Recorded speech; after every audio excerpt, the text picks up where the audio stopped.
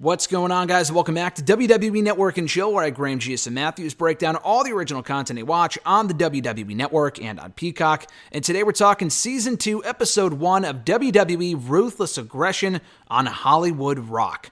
Now, I've been waiting for the show to come back now for a while. The first season aired on the network at that point, well over a year ago. We're talking like before COVID.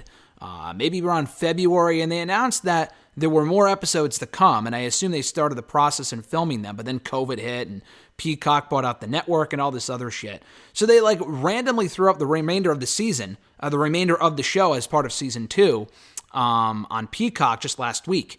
Literally with no fanfare, very minimal fanfare. They put up some clips on social media and on their YouTube channel from the various episodes of this season. But that was about it. They really haven't mentioned it a whole bunch on the show itself, on WWE TV. The Peacock content this year has been fucking terrible.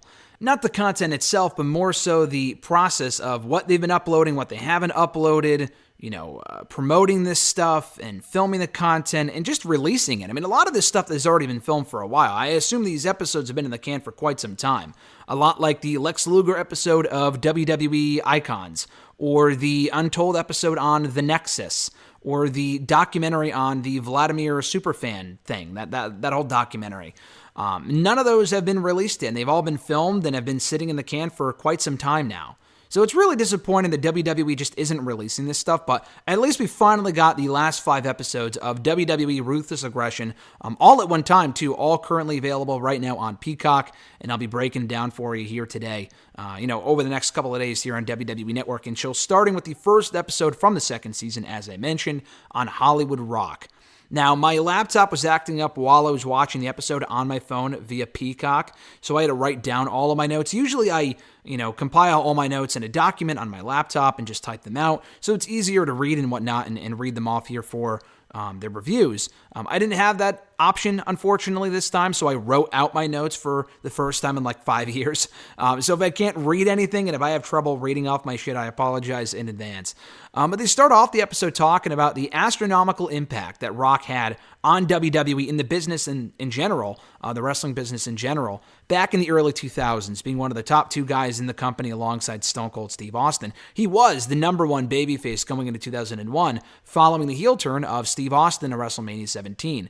And we hear from various talking heads, including Bruce Pritchard, Brian Gewirtz, is all over these episodes, as obviously not only is he close with The Rock, so his influence on this episode is noted and appreciated and pretty, logical, obviously. But he was the lead writer for WWE, and I think specifically Raw, from many, many years, from the Attitude Era all the way up until the late 2000s. So that's why he's all over these episodes. Along with various other people, we hear from Adam Cole at one point.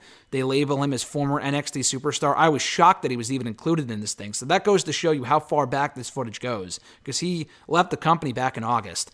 Gargano was interviewed as well. Kevin Owens, all these people that might be on their way out in the foreseeable future. I can't imagine why they put it out when they did, knowing that some of these people might be leaving in the very not too distant future. But anyway, all these various talking heads talk about how The Rock had this magnetism that few others did, and had this audience engagement about him as well. SmackDown was his show. It was named after him. SmackDown was his word, and the show was named after him back in 1999. He was the face of that show. He was quickly becoming a global phenomenon going into the early 2000s, and it got to a point where, according to Bruce Pritchard, he started to outgrow his position in the company. And you can't deny talent, so he started growing his own brand in the outside world, outside of WWE. Gargano said that Rock, and still does, has the it factor in spades. So the fact that he was successful in Hollywood really should not have come as any surprise to many people. And it's more a matter of what Pritchard says. It's more a matter of, will they stay outside? Once they get a taste of that outside life beyond WWE, outside of WWE, will they still share that success with the WWE folks and remain, kind of do both? That's what John Cena did for a long time. He kind of juggled his time between being in WWE and filming movies and shows, and now he's entirely outside of WWE. He's still under contract with the company as far as I know. But he really isn't in WWE at all nowadays, and that's what Rock was becoming in the early 2000s. So around this time, while Rock was away in early 2002, I forgot what he was filming exactly. Maybe Scorpion King, but I thought they filmed that in 2001 after WrestleMania 17 because he took time off after that event as well. Hulk Hogan comes back to WWE at that point in early 2002 while The Rock is away at the No Way Out pay-per-view as part of the NWO and initially being presented as a heel. It was the next night on Raw that Rock was talking about, or rather Hogan was talking about how, he's beaten everyone. He's the greatest of all time. He doesn't really have to prove himself against anyone. And out comes The Rock. I think The Rock, it wasn't like he returned to confront Hogan. I'm pretty sure he wrestled at that 2002 No Way Out pay-per-view against, I think, didn't he lose the WWE title that night because of the NWO? I mean, obviously, the big reason why he confronted Hogan was Hogan saying, I'm the greatest of all time, and no one can beat me, blah, blah, blah. And Rock wanted to put that star status to the test by beating him at WrestleMania. But another reason was that the NWO made an enemy out of The Rock in No Way Out, I believe, by losing the WWE Championship to... No, Chris Jericho was already the champion. I think Rock and Jericho had a match at the Rumble. I can't remember exactly, but I'm pretty sure Rock was still around at that point and hadn't taken time off. But anyway, that was the narrative they wanted to tell on this episode. So Hogan, we hear from him on this episode as well. He says that Vince actually asked him in advance if he wanted to wrestle Rock at WrestleMania. And he saw Rock's star and he saw his stock growing. And he said, yes, I do want to face Rock at WrestleMania. And Rock, even in reality, felt like he had accomplished everything. And he outright says that here as well. We hear from Rock on this episode, but all of his quotes were from his 2013 documentary that they put out several years ago.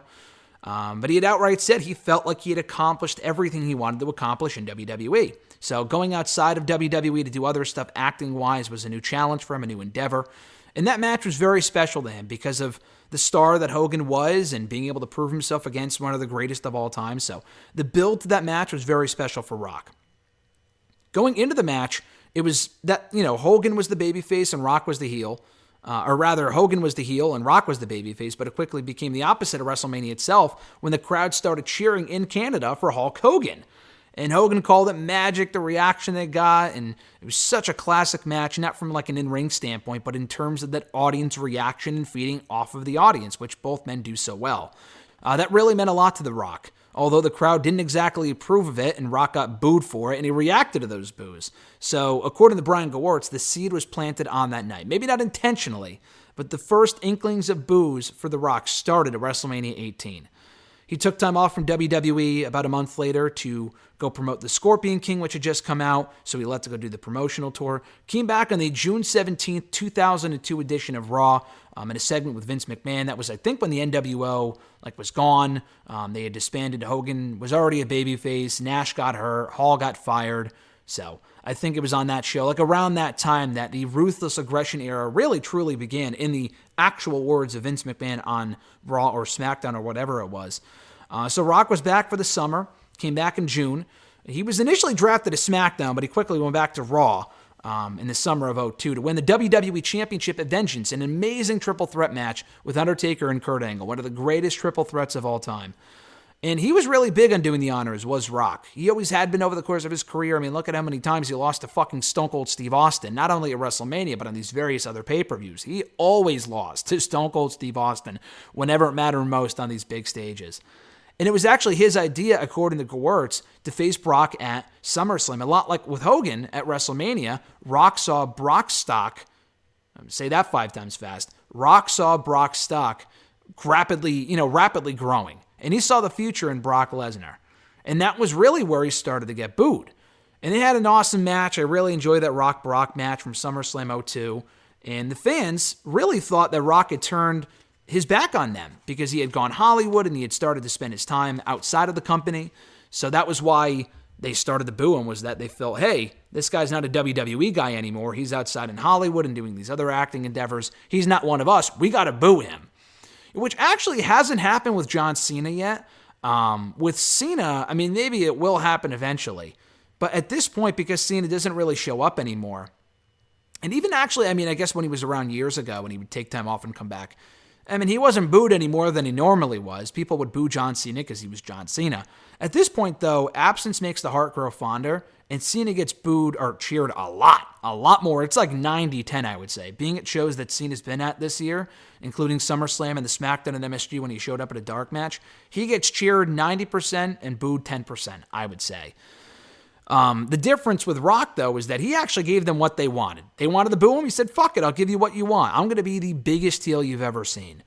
So he took time off after SummerSlam 2002, after he lost the WWE Championship to Brock to go film The Rundown.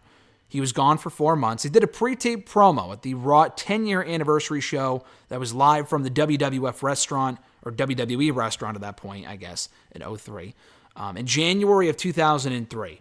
And it was like their Slammy show or their award show or whatever the fuck it was. And Rock, I mean, it was presented as live, but it was pretty obviously it was a pre-tape promo. And he always did his stuff live. He was always there in person. This one time he couldn't do it. So people resented him for that, so he was booed. You can hear the negative reaction to Rock in his promo on that show. So that kind of planted the seeds for Rock to come back as a heel. He did pre-tape promos to promote his match with Hulk Hogan at the No Way Out pay-per-view in 2003, also in Canada, so running it back in the same country they had first faced off in a year earlier. And I thought the build of that match was actually really well done, because Rock, when he did show up in person and confront Hogan leading into the pay-per-view, he took credit for Hogan's resurgence in character, not in reality. But, you know, he said, oh, my phone just went off, I apologize. But yeah, and he took, credit for Hogan's resurgence at WrestleMania 18. If it wasn't for Rock, then Hogan wouldn't be this beloved babyface that he was in early 2003. So they had their match, and they talked about how, Bruce Pritchard brought up that Rock's entrance was intentionally changed, that drawn-out intro to show that he had changed, to show that Rock wasn't the same person he was before. Because he brings up a great point. When you first hear the same notes, like the same notes over and over, you're conditioned to react a certain way. But if they change up the theme song, you're like, all right, this is a little different. And the fact that it was such a long intro made people want to boo him that much more, because this guy made it feel like he was better than all of us, including his opponents in the ring. So that was a very clever change made to his entrance music, starting at No Way Out 2003. And Johnny Gargano said it was his favorite Rock theme song, said it was the best Rock theme song, actually, in the words of Johnny Gargano. So he beats Hogan on that night. He beats Hogan again. And Rock said everything that he was doing with that Hollywood Rock character starting at that point was the recipe for phenomenal success. And he was doing the cheap heat thing by bashing on the hometown city, but he did it in such an entertaining fashion where it worked. And it was around that time that he challenged Stone Cold Steve Austin to a match at WrestleMania, with the idea being that he had done it all in WWE except for beat Steve Austin at WrestleMania, and he did that. And Gewurz felt that he had great chemistry with The Rock, did the Hurricane. That's why they were put together in segments leading up to the show. Rock actually lost a Hurricane at one point on Raw. I think that was the last match that he had lost in WWE, aside from Goldberg. His final Raw match ever was a loss to the Hurricane in March of 2003. So that will go down as The Rock's final match ever, because I doubt he will ever wrestle on Raw again. Brock has wrestled on TV over the years. I don't think Goldberg has wrestled on TV. Brock has once. He did wrestle on SmackDown back in 2019. Maybe he's wrestled since then on the shows. I don't think he has. But Rock never has. Rock never wrestled on Raw. He never wrestled on SmackDown when he came back in 2011. So anyway, they did the whole Hurricane Rock segments. Rock would always go out of his way to put Hurricane over, not only in the ring, but as far as their backstage segments were concerned as well. Like Hurricane would fly, quote-unquote, off the screen, and then Rock would look off screen, and he would look up as if Hurricane was actually flying away. And Rock didn't have to do that, but he did that because the little things matter, and he wanted to help elevate this guy, which I thought was really cool. So they actually, before WrestleMania, they did the first Rock concert. Rock's first concert in Sacramento, which was amazing. People would boo at the lines, but then they would laugh because they knew it was quality content. That first Rock concert was great. He went on to beat Stone Cold at WrestleMania 19 in a very good match, I thought. Probably the weakest of their 3 WrestleMania matches, but still I thought a very good match. Rock, after he beat Austin, was shown covering him and saying something in his ear, and he told Steve, "I love you." And it was that unparalleled respect for one another that really made them great friends. And, Rock called him, he said to Steve, or has said about Steve here, that Steve gave him some of his greatest matches and moments of all time. So how can he not be grateful for that, which I thought was really, really cool. They also show clips of Rock being out of character after the shows, talking to kids with special needs and stuff like that, kids that had disabilities, and just talking to little kids in general and giving them their moment on the mic in these dark match segments, which was really cool. So even though Rock was this hated heel, and he even acknowledged, I'm supposed to be a bad guy, I don't really do this stuff anymore, but they would show the clips of him with these fans, kind of giving them their moment, which was really fucking cool. So anyway, we have the night after WrestleMania where Rock is talking about how he's beaten Kurt Angle, he's beaten Triple H, he's beaten The Undertaker, he's beaten Stone Cold Steve Austin, he's beaten Hulk Hogan, he's beat them all. There literally, in storyline and in reality, was nothing left for The Rock to do because he had literally beat everyone. And that was when the crowd started chanting for Goldberg. Goldberg was already on his way in. People had heard the rumblings. The former WCW World Heavyweight Champion for the first time in 3 years, I think, coming back to a wrestling ring, this time in WWE. So the crowd was chanting for Goldberg, and Rock had that great fucking line, "Don't think you're cool because you know The Rock's account, Ira Goldberg." And Brian Gewirtz confirmed that actually was his real-life accountant. The name of his actual account, maybe, I don't know now, but at that time was Ira Goldberg. I mean, Ira is such a random-ass name. So it would make sense that it's not like he could have said Mike Goldberg. You know what I mean? I think that's the name of an announcer, like in the UFC or something. But yeah, Ira Goldberg is such a random name that I guess it makes sense that it would be his actual account. I thought that was pretty cool that he confirmed that here. We hear from Goldberg very briefly, who says that his splash in WWE had to be with the right person, and he made that great impact by debuting in the same segment as The Rock, laying him out the night after WrestleMania, going on to beat him at Backlash. But before then, he did another Rock concert. They brought out Gilbert, and Goldberg said he fucking hated Gilbert, which I guess was the point. But yeah, they had that great match at Backlash that Goldberg won, and then after that, he went back to Hollywood. But everyone, when they booed Rock at that point, Kevin Owens acknowledges this, everyone still knew how good The Rock was. Like, they were going along with the character, but they still respected Rock and knew how good he was. And they kind of got it out of their system with that heel run to get all the boos for Rock out of their system, as opposed to building up over time like Roman Reigns or John Cena.